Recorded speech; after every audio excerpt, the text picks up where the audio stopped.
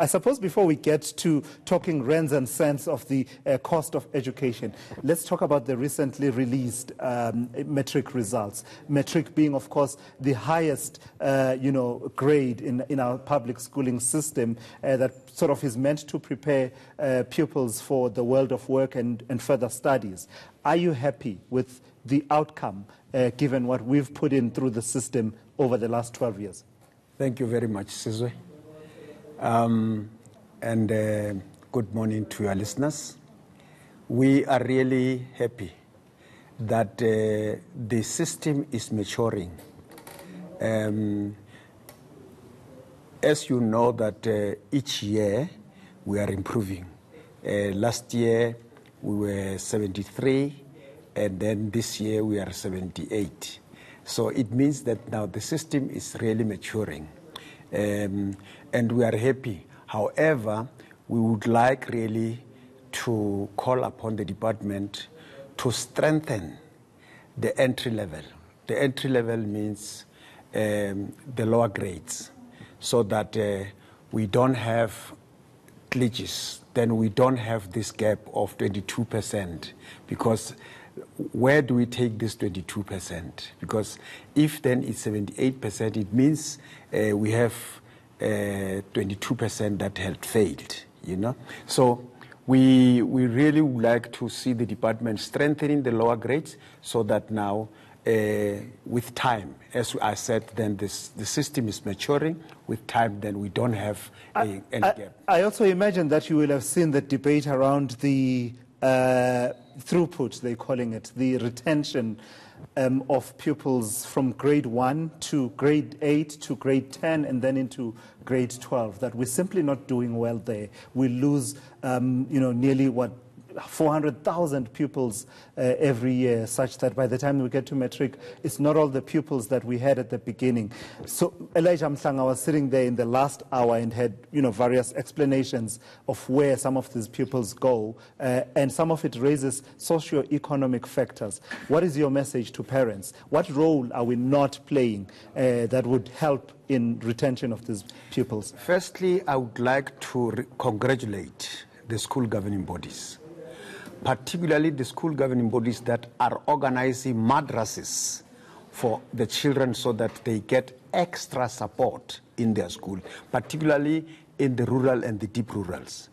We also congratulate the parents generally, those who are cooking for those children who are sleeping in those schools.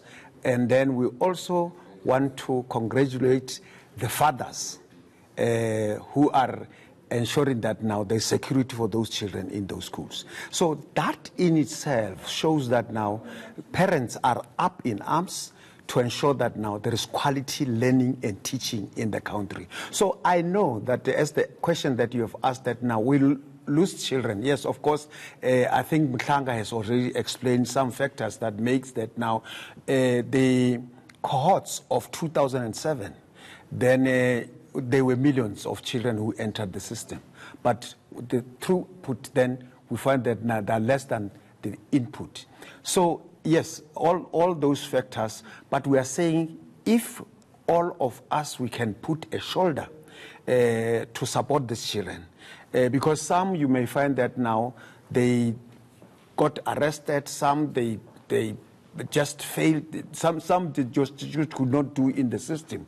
So hence we are saying largely we must support them, so that now all of these children that get... Part of supporting the pupils, of course, has to do with parents procuring and paying for things such as school uniforms. I heard a figure of 800 rand for stationery for grade 1 in some of the schools.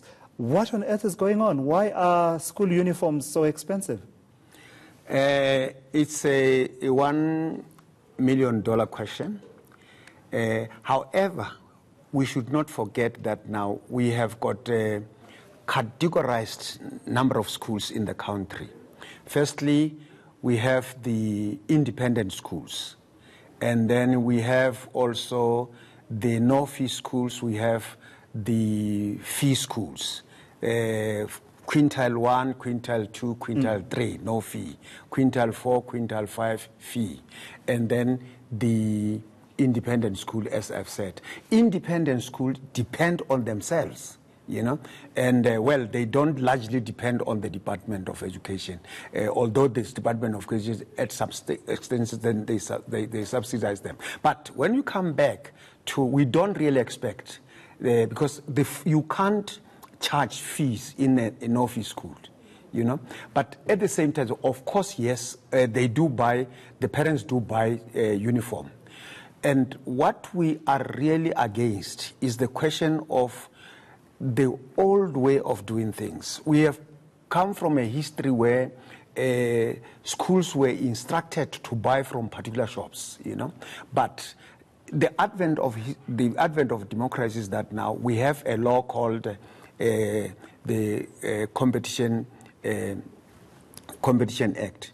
The Competition Act now allows everybody to compete. So those small businesses that are selling uniforms, they must also give an opportunity to sell uniform to the clients like parents and everybody. But we encourage quality.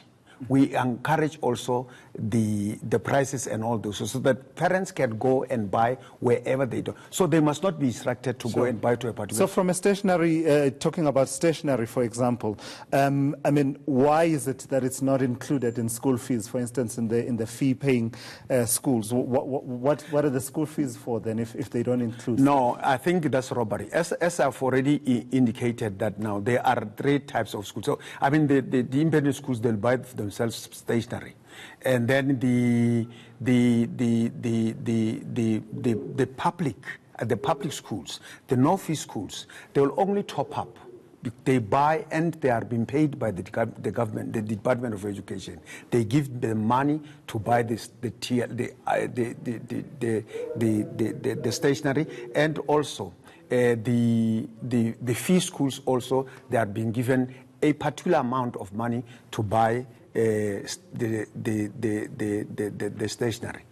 All right, thank you so much for coming through and having this conversation. Thank you very much. Matakanya is from the Association of School Governing Bodies.